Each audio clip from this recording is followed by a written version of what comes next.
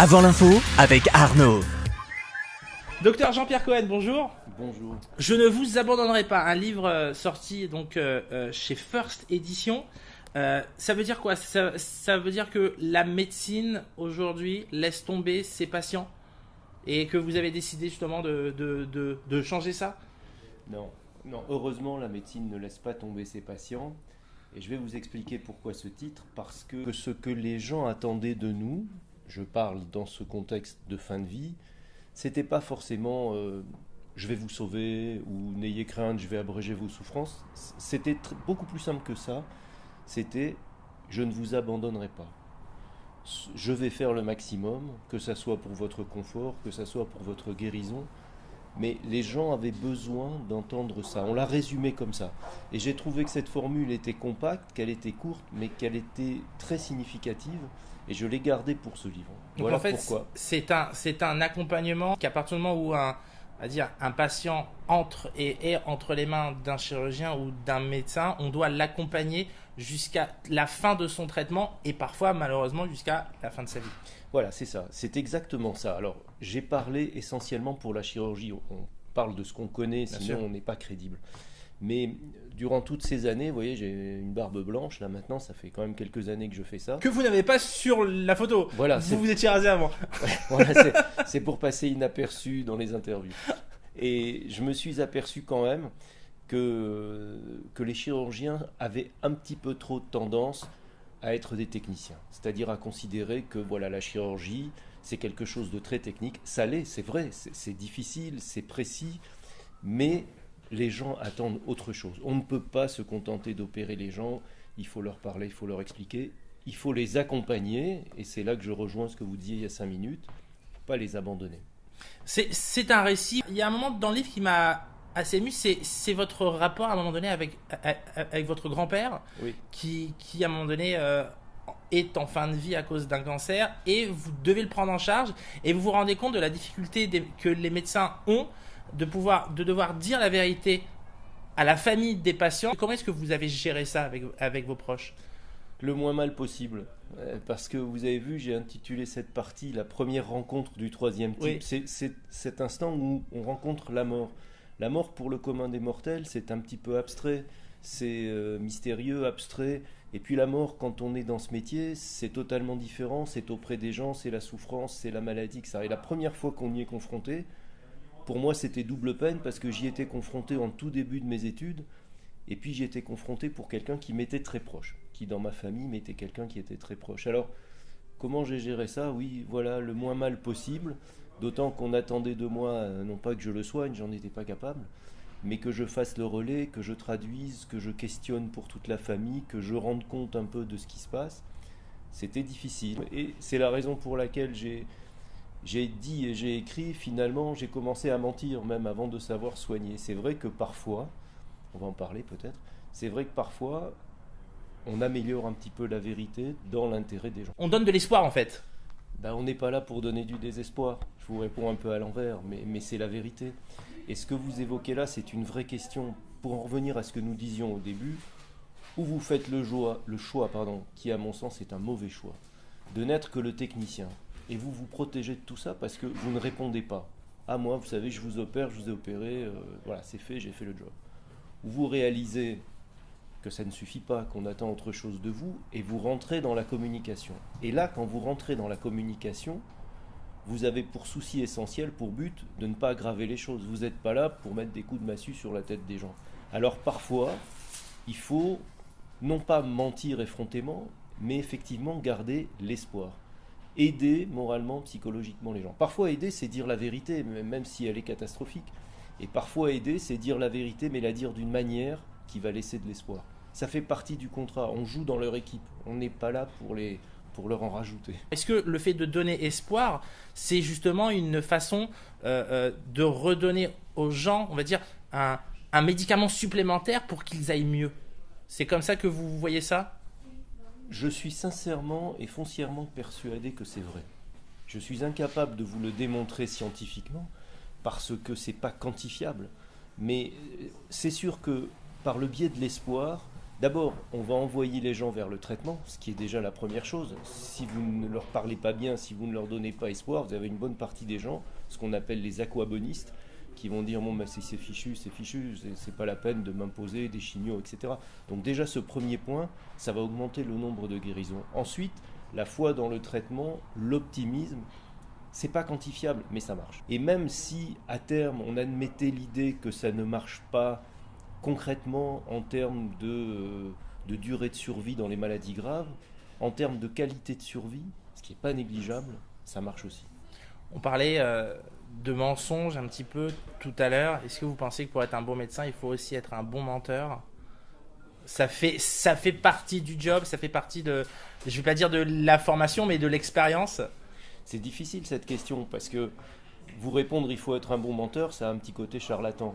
Ce que j'ai appris au fil des années, c'est que il faut arrêter de mentir aux gens sur ce qu'ils ont. Il faut arrêter de leur dire écoutez, c'est pas grave, c'est bénin, on va quand même faire un petit peu de chimio, mais bon, non, les gens sont pas idiots. Un exemple d'ailleurs que vous exposez dans le livre. Dans le livre.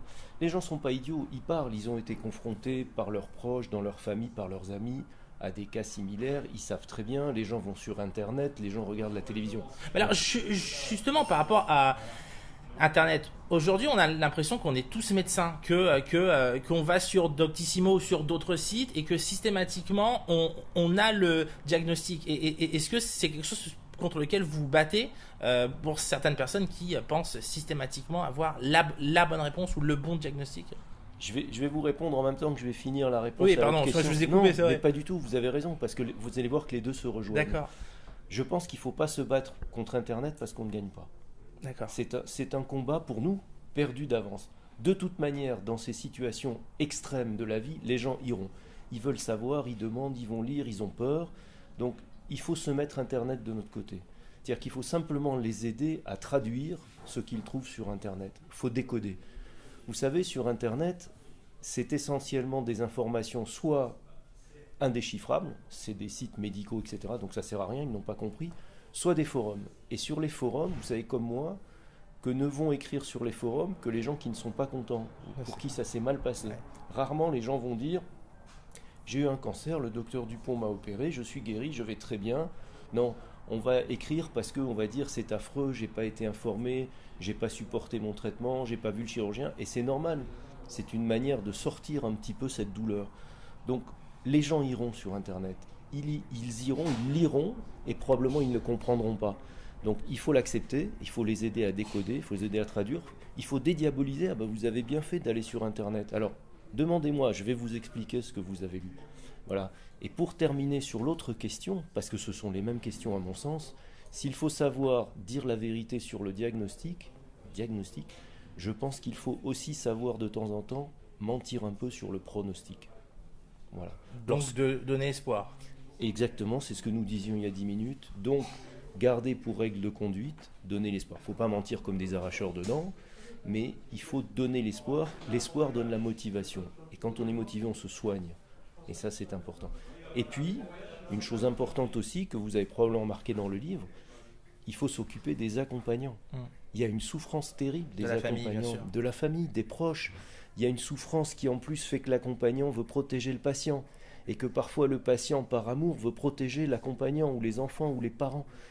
Il faut rentrer dans ce jeu consciemment et encore une fois pour la bonne cause, pour essayer de protéger tout le monde. Et c'est pas facile parce que vous pouvez pas refuser aux accompagnants d'être là, vous pouvez pas refuser de les recevoir. En revanche, vous devez de leur dire la vérité vraie, si je puis dire, même en termes de pronostic. Les gens ont le droit de savoir que malheureusement, sur nos données statistiques scientifiques, ça risque de mal se passer, etc. A l'inverse, pourquoi se priver de le leur dire lorsque le pronostic est bon ?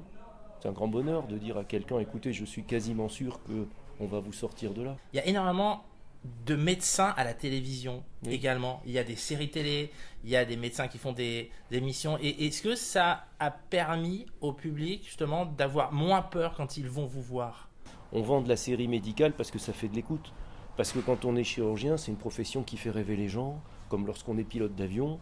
Et voilà, donc on vend du chirurgien, on emmène le spectateur ou le téléspectateur dans le bloc, les gens aiment ça, il y a un petit pincement au cœur, c'est mystique, c'est magique. Et je crois que c'est surtout pour ça qu'il y a actuellement beaucoup de séries qui passent, qui sont d'ailleurs en général bien faites. Et je pense que c'est plus ça. Après, il en va autrement pour les émissions médicales véritablement, qui à mon avis sont plus louables, parce que ce sont des émissions où on explique la médecine aux gens. Mais moi je crains une chose terriblement, c'est que tout ça n'aboutisse au sentiment que finalement la médecine est accessible, que finalement on m'a dit à la télé, et ça pourrait déboucher sur ce qu'on appelle l'automédication, c'est-à-dire entre Internet, entre l'émission télévisée, etc. Bah, le petit a de la fièvre, mais je sais, il faut lui donner ça. Ben non, ça serait trop facile. Donc si les gens ont bien conscience que ça reste du cinéma, que c'est de la distraction, et si ça leur plaît, tant mieux. Mais je crois qu'il faut laisser les choses à leur place. Votre livre, vous l'avez écrit pour qui? Est-ce que c'est pour les chirurgiens qui vont arriver, qui sont déjà là, ou pour le public, pour justement leur dire les médecins sont vraiment là pour vous? Voilà, c'est la deuxième réponse. Réponse B.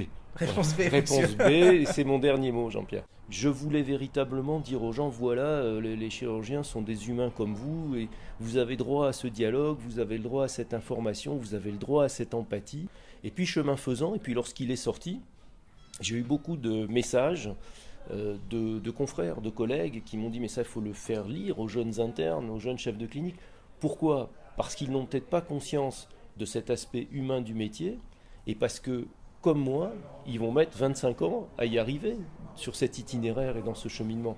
Donc l'idée serait de dire, faisons-leur gagner un petit peu de temps. C'est bien pour eux, mais c'est surtout très bien pour leurs patients. Et donc oui, maintenant, probablement que ce livre, en tout cas ça me ferait très plaisir, s'adressera aux jeunes médecins et aux jeunes chirurgiens plus particulièrement. Merci beaucoup. Avant l'info avec Arnaud.